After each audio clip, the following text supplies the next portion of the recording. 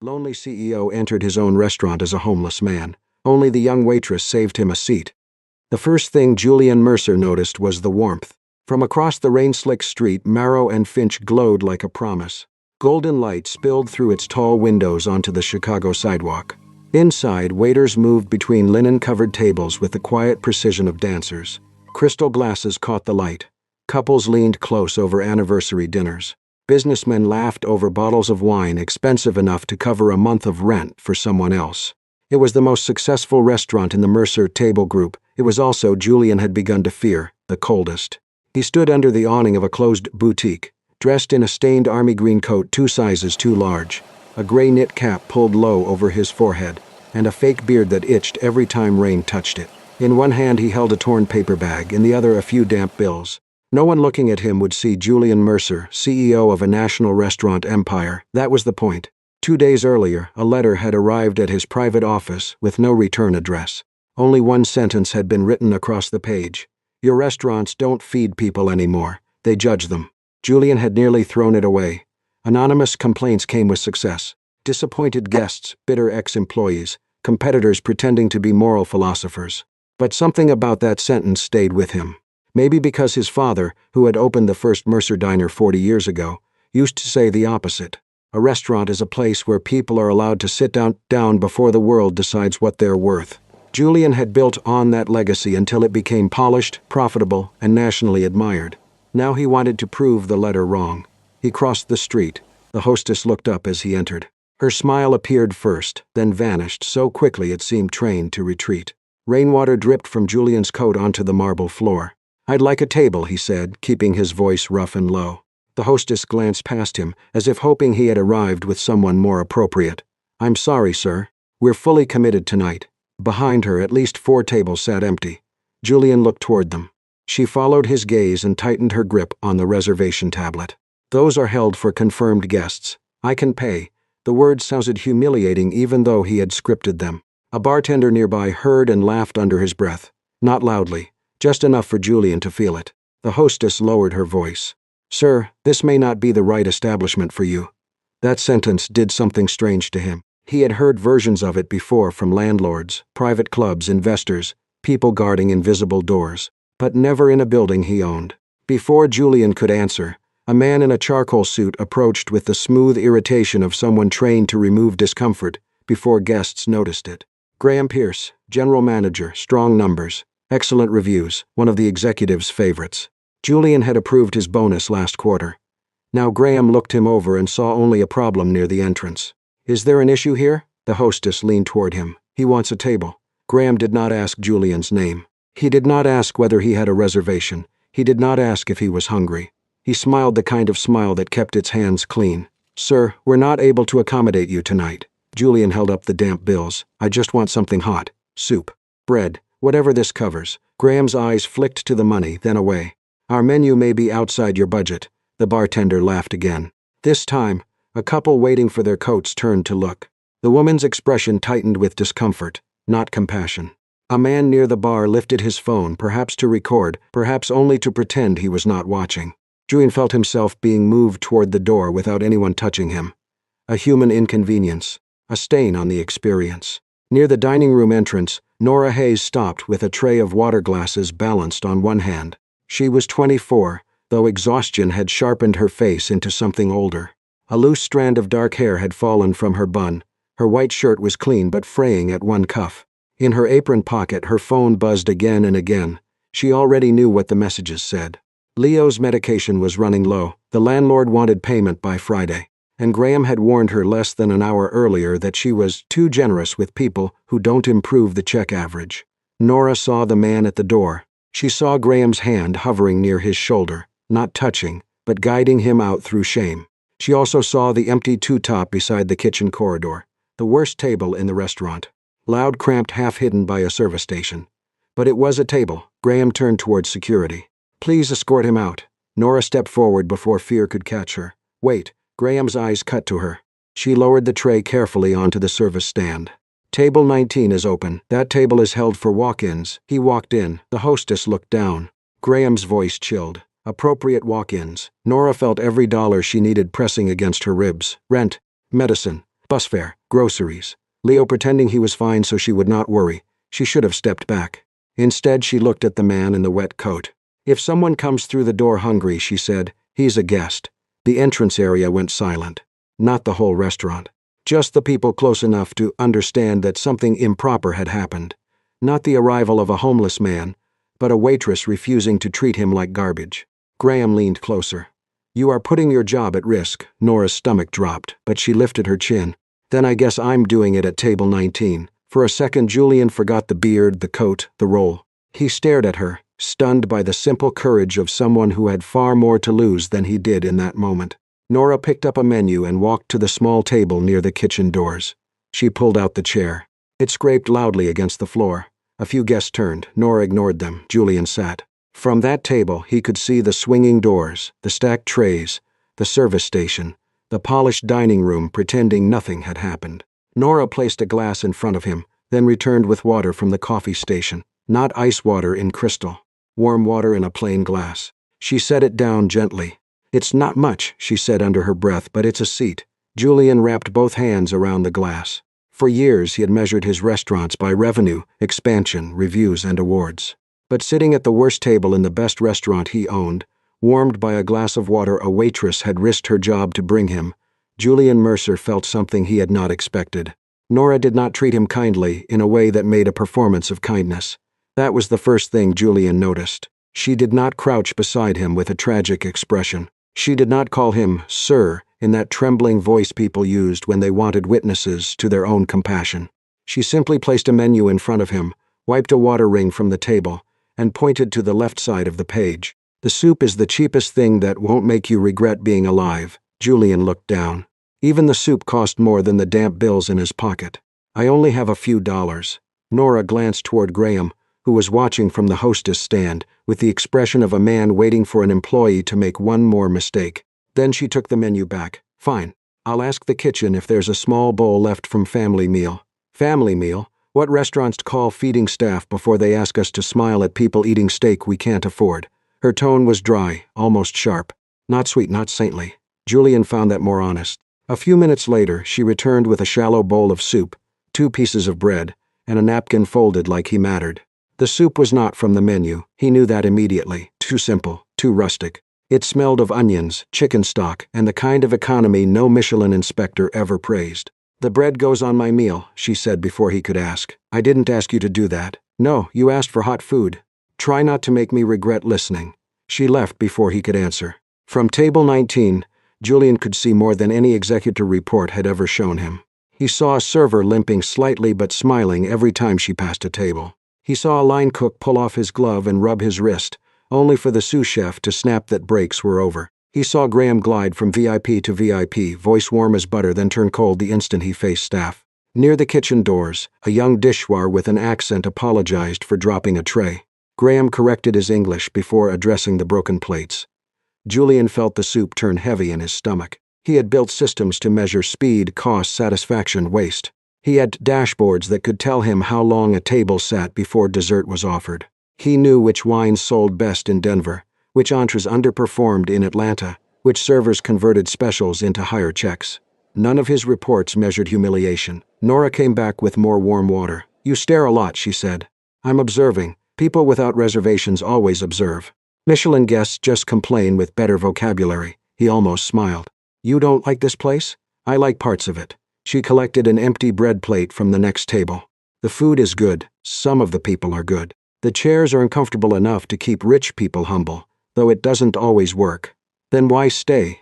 She looked at him as if he had asked something either very rude or very innocent. Rent, medicine, the usual glamorous reasons. Her phone buzzed in her apron pocket. She ignored it once, then again. On the third vibration, she stepped near the service station and checked the screen. Whatever she read changed her face. Julian saw panic flash before she forced it down. She called someone in a low voice, turning her back to the dining room. He caught only fragments. Leo, chest pain. Did you take the pill? No. Don't call 911 unless it gets worse. I'll be home after close. Her hand trembled as she put the phone away. When she returned to his table, he asked before he could stop himself, Is someone sick? Nora's eyes narrowed. Homeless men are nosier than critics. I'm sorry. My brother. She refilled his water even though the glass was nearly full. He's 16, heart thing. He says he's fine when he's not, because apparently teenage boys think lying is a medical plan. You should go, and pay for medicine with what? My sparkling personality. The answer came too fast, too practiced. She had said some version of it to herself many times. Before Julian could respond, Graham appeared at her shoulder. Nora. I have 3 tables. You have 2. This one is not a table. It's a distraction. Julian lowered his eyes, staying in character, though something hot moved behind his ribs. Graham continued quietly. Vivian Cross is arriving in 20 minutes with the investor group. If that table doesn't feel like royalty, you're done here. Nora's face went still. Vivian Cross, Julian's regional operations director, was indeed scheduled to meet investors tonight. He had approved it. He had not imagined the staff would be threatened into worship for it. Nora moved to the VIP table. She served them flawlessly. Julian watched her describe wine she would never drink, smile at jokes that were not funny, and carry plates heavy enough to make her wrist flex with strain. Each time she passed his table, she checked the soup level, the water, the bread, not hovering, just not forgetting. That was when one of the VIP guests noticed him. The man wore a navy suit and a watch that flashed whenever he lifted his glass. He leaned toward Graham, but not quietly enough. Is that part of the ambiance now? Graham's jaw tightened. The man continued, wrinkling his nose. I'm trying to enjoy dinner. The smell is distracting. Nora stopped mid-step. The dining room seemed to hawse around her. Graham approached table 19 with decision already in his eyes. Nora, he said, clear this table. Julian felt the moment sharpen. Nora stood between Graham, the VIP guest, and the man she believed had nowhere else to go. Her job was on one side, a stranger's dignity on the other. She looked at the VIP guest first. Her voice was calm. If a beautiful dinner can be ruined because you had to see a poor man eating soup, I don't think the problem is the soup. Several heads turned. Graham's face darkened. Nora, but she did not apologize. She picked up Julian's empty bowl slowly, not to remove him, but because he had finished eating. Then she placed the bread plate back in front of him, as if to say he was still allowed to exist there. The VIP guest scoffed. Graham leaned close to Nora, his voice low enough to appear professional and cruel enough for Julian to hear. Finish the shift, then clock out. You're suspended pending review. For 1 second, Nora's face cracked, not much. Only enough for Julian to see what the job meant. Rent, medicine. Leo at home pretending his chest did not hurt. Then she smoothed her expression. Yes, Mr. Pierce. Julian's hand tightened around the warm glass. He could end this now. Stand. Remove the beard. Say his name. Watch Graham's face collapse. Give Nora her job back before the soup cooled. But the impulse stopped in his throat. Because if he rescued her with power, the story would become simple. Good waitress helps disguised CEO. Bad manager punished. Everyone claps. Company issues a statement about values. And nothing deeper would change. Julian looked around his restaurant. At the staff swallowing exhaustion, the guests mistaking money for worth, the manager enforcing a cruelty that had been profitable enough to be rewarded. Nora was not being punished by one man. She was being punished by a system Julian had built and called excellence. He stayed seated, not because it was easy, because for the first time all night, he understood that shame was not enough. He would need evidence. He would need truth. And he would need to deserve the seat she had saved for him. Nora left through the back door just after midnight. The rain had not stopped. It fell in thin silver lines behind the restaurant, washing grease from the alley pavement and turning the cardboard boxes near the dumpster soft at the edges. Marrow and Finch still glowed beautifully from the front, but out here, behind the kitchen, it looked like any other business that produced trash after pretending to produce magic. Nora stood under the small metal awning, shoulders stiff, apron folded over one arm, suspended pending review. She had heard those words before in other forms. We'll call you. We're restructuring. You're too emotionally involved. You're a great worker, but great workers, she had learned, were very easy to let go. A voice came from near the alley wall. I wanted to thank you. She turned and saw the homeless man from table 19 standing in the rain, his old coat dark with water, hands tucked beneath his arms for warmth. For one exhausted second, Nora almost laughed. Not because it was funny. Because if she did not laugh, she might sit down on the wet pavement and not get up. You don't need to thank me, she said. Thank you doesn't pay rent. He lowered his eyes. That made her feel cruel, which irritated her more. She had lost a job for letting him eat soup. Now she was feeling guilty for sounding tired about it. She started walking toward the bus stop. After half a block, she realized he was behind her. Nora spun around. Are you following me? No. I mean, but not like that. That is possibly the worst answer. He stopped in the rain, looking genuinely ashamed. You almost fell back there. I thought you might need. I need sleep. I need my brother's medication. I need managers to stop treating decency like theft. Her voice cracked at the edges. I do not need a strange man trailing me through an alley. He accepted the correction without argument. That, more than anything, softened her. The man was shivering, not dramatically, just enough that his hands shook when he tried to tuck them deeper into his sleeves. Nora sighed. There was a diner 2 blocks away, the kind with cracked booths, burnt coffee, and a waitress named Marge who called everyone honey with the same level of suspicion. Nora led him there and bought 2 coffees with the last of her tips. He held the paper cup like it was a fragile thing. Nora sat across from him, too tired to pretend she was not angry. He asked why she had risked her job. She stared into her coffee. Her father had owned a small neighborhood diner before medical bills swallowed it. He used to keep the last table open near closing, even when business was bad. If someone came in cold, hungry, embarrassed, or pretending not to be all 3, he gave them soup first and asked questions later. Nora had grown up thinking that was what restaurants were. Then she started working in places where hospitality came with dress codes, credit cards, and managers who could smell poverty faster than burnt garlic. Her phone buzzed. Leo, she answered immediately. Her 16-year-old brother said he was fine, too quickly. Nora heard the lie under his breathing. The chest pain had eased, he said. He had taken the pill. No, he did not need an ambulance. No, she should not panic. Nora closed her eyes. By the time she ended the call, her coffee had gone cold. I have to go home, she said. The man walked with her, not close enough to crowd her, not far enough to seem indifferent. At her building, the front step had cracked down the middle. The hallway smelled of damp plaster and old cooking oil. A bulb flickered near the stairs. Leo opened the apartment door before she could knock. He was thin, pale, and smiling too brightly. Nora scolded him for being out of bed, then touched his forehead with the back of her hand. The gesture was automatic, intimate, practiced by someone who had been both sister and parent for too long. Inside, the apartment was small but carefully kept. A stack of medical forms sat beside a jar of coins. A pot of soup cooled on the stove. Nora counted pills on the table, checked the dosage label twice, and wrote numbers in a notebook with the same precision Julian had seen CFOs use on acquisition models. Then, as if this were nothing, she poured soup into a container. For Mrs. Alvarez downstairs, she explained. Her arthritis is bad when it rains. Julian stood in the doorway, still wearing his lie, and felt something inside him go quiet. Nora's kindness was not softness. It was not abundance. It was a tax she paid out of almost nothing. The next morning, Julian Mercer returned to his office in a charcoal suit. No beard, no torn coat, no paper bag. Vivian Cross was waiting in the conference room with the internal reports he had requested before dawn. She had known him long enough not to ask why he looked as though he had not slept. He told her what he had seen. Vivian did not look surprised. That angered him at first. Then she said what he least wanted to hear. Marrow and Finch was not an exception. Mercer Table rewarded managers for high check averages, reduced labor costs, premium guest satisfaction, and brand protection. No one's bonus depended on whether a cold man got soup. No one was promoted for giving dignity to someone who could not improve the quarterly numbers. Julian pushed back automatically. Vivian let him. Then she slid a folder across the table. His signature was on the policy revisions from 2 years ago. His approval had made cruelty efficient. Later, they reviewed security footage.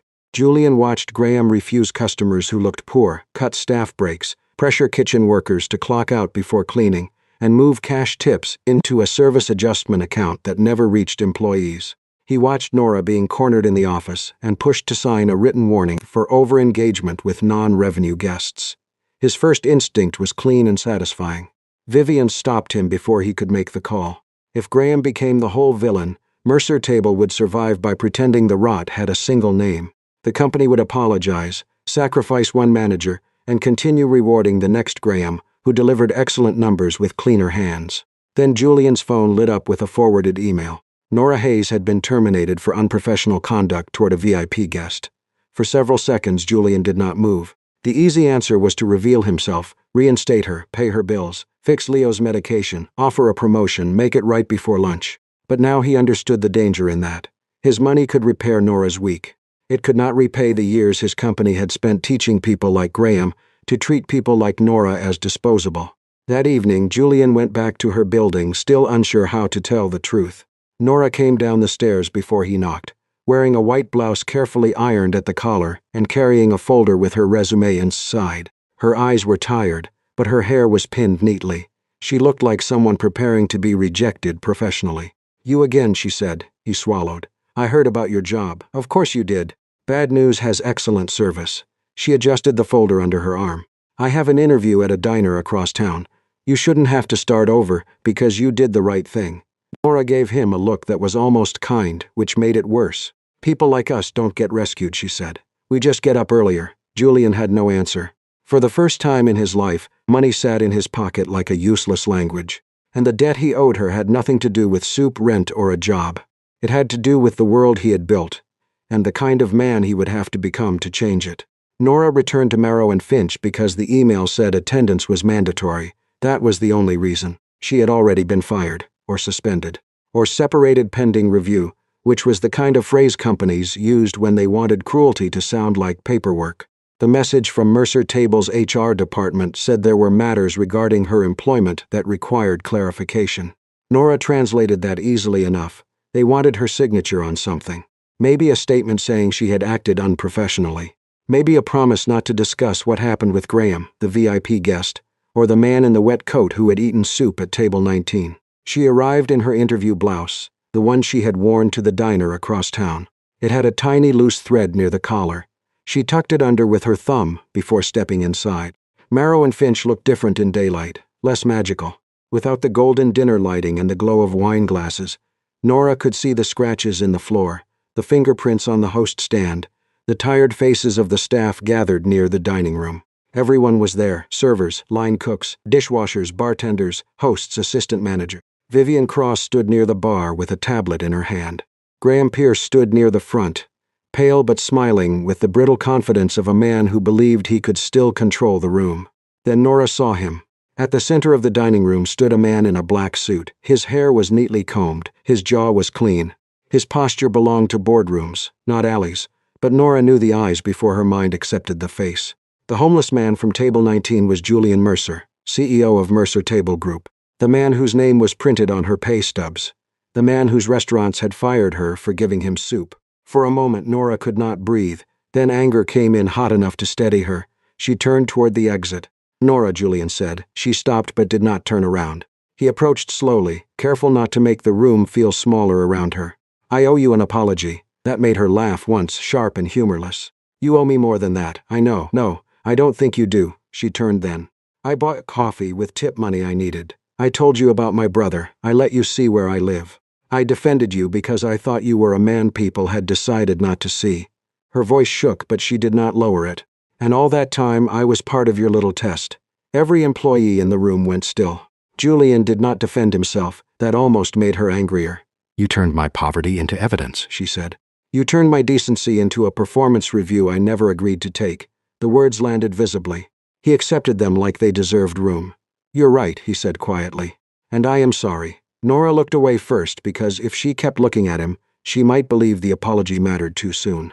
Vivian stepped forward and called the meeting to order. Julian did not stand behind the bar or near the host stand. He stood in the middle of the dining room, exactly where everyone could see him, and no one could pretend he was speaking only to someone else. He began with Graham. The evidence was not vague: security footage, payroll records, tip discrepancies, edited timesheets, written warnings pushed onto employees who challenged customer discrimination, internal complaints that had disappeared before reaching regional review. The room changed as each detail was named. Some employees looked stunned. Others looked less surprised than tired. That told Julian something too. Graham's face hardened. He said Nora had violated service standards. He said Marrow and Finch served a premium clientele. He said brand experience required judgment. He said the staff understood that not everyone who walked in was truly a customer. Julian listened. Then he asked who had taught him that. Graham went silent. Because everyone knew the answer was not one policy or one memo. It was the bonuses, the reviews, the language of protecting ambiance, the praise for high check averages, the quiet promotions given to managers who kept expensive guests, comfortable and inconvenient people invisible. Julian could have made it clean. He could have said Graham had failed Mercer Table values. He could have fired him and let the company remain innocent around the edges. Instead, he looked at the employees. "Graham Pierce is terminated effective immediately," he said. But this did not begin or end with him. The room held its breath. Julian continued. He said Mercer Table had rewarded the wrong things for years. It had measured speed, luxury, guest spending, and brand protection, but not dignity. It had created a culture where a waitress could lose her job for giving a hungry man a seat. He did not say Nora had saved him. He did not make her the moral decoration of his redemption. An independent investigation across all Mercer Table locations, immediate repayment of withheld tips, review of illegal scheduling and unpaid labor, a company-wide minimum wage increase beyond legal requirements, a protected reporting line that bypassed local management, a written policy that anyone who entered hungry would be treated as a guest, regardless of appearance. Some employees cried quietly. Some looked afraid to hope. Nora stood near the door, arms folded, refusing to let the speech become enough. After the meeting, Julian approached her again. He started to offer her a position back. A better one. Full pay. Training track. Benefits. Whatever she needed, but she lifted a hand. No, he stopped. You don't get to fix my dignity with a new title. He lowered his eyes. Before he could answer, shouting rose outside. A local reporter had gotten the leak. Through the front windows, Nora saw a camera crew setting up on the sidewalk. Someone had already turned the story into a headline. CEO disguises himself as homeless man. Waitress shows him kindness. Julian's first instinct was to protect her. He signaled toward the back exit, but Nora looked at the cameras, then at the staff behind her. No, she said. I'll say something. Julian seemed ready to object, then caught himself. He opened the front door and stepped aside. Nora walked into the cold afternoon light. The reporter rushed toward her, eager for tears, gratitude, a perfect little clip about the poor waitress who changed a rich man's heart. Nora gave them none of that. She said she had not saved a CEO. She had served soup to a man who looked hungry. That should not have been extraordinary, she said. If people turn this into a fairy tale about one powerful man learning a lesson, they would forget the workers still punished every day for being human at jobs that demanded smiles and punished mercy. She said a seat should not become news only when the person sitting in it turned out to be rich. The reporter had no easy follow-up. Behind her, Julian watched in silence. For the first time, he did not see Nora as an employee or a witness, or even the woman whose kindness had shamed him awake. He saw someone brave enough to refuse the comforting version of the truth. When the cameras lowered, Julian offered to drive her home. Nora shook her head. She was still angry, still hurt, still unemployed by choice for now. Maybe one day she would believe his apology. Maybe one day she would see whether Mercer Table actually changed after the cameras left. But not today. She looked at him once before walking away. If you want to do right by me, she said, don't make me the story. Fix the place that made kindness dangerous. Then she left. Julian stood outside his own restaurant, surrounded by cameras, staff, rain, and the wreckage of his polished brand. For the first time, he understood that if love ever began between them, it would not begin with a reward. It would begin with restraint, with accountability, with becoming the kind of man who did not need to rescue Nora in order to respect her. A few months later, Mercer Table was not fixed, not completely. Companies did not grow a conscience overnight just because one CEO had finally been ashamed in public. Some managers resisted, some investors complained, some guests hated the new policy and wrote dramatic reviews about the decline of fine dining. Julian read every complaint. This time, he did not mistake discomfort for failure. Tips were now tracked transparently. Staff schedules included protected rest days. Several locations began offering a community table every evening. Workers who had been underpaid received checks with apology letters that did not ask them to be grateful. Mercer Table also launched a training program for people who had been shut out of restaurant work because they lacked the right clothes, the right address, or the right references. The press did not treat Julian like a hero. Some said he changed only because he was caught. He did not deny it. When Vivian Cross asked if that bothered him, Julian told her the truth. Being seen as good mattered less now than doing something good after being seen clearly. Nora did not return to Marrow and Finch, not at first. She took a job at a small diner where the coffee tasted burnt, but the owner knew every regular by name. At night, she began taking restaurant management classes. Leo's health stabilized. He teased her for buying textbooks thicker than his school novels, and she pretended not to be proud when he started gaining weight again. Julian emailed occasionally, never begging, just updates. Tip restitution completed in Denver. Protected reporting line active in all Chicago locations. Community table pilot approved. You were right about independent oversight. I'm listening. Nora read the emails. Sometimes she replied with one sentence. Sometimes she did not. Eventually, they met again through a project called The Last Seat. Mercer Table agreed to fund nightly hot meals for people without stable housing. but Nora insisted the program be managed by an independent community board.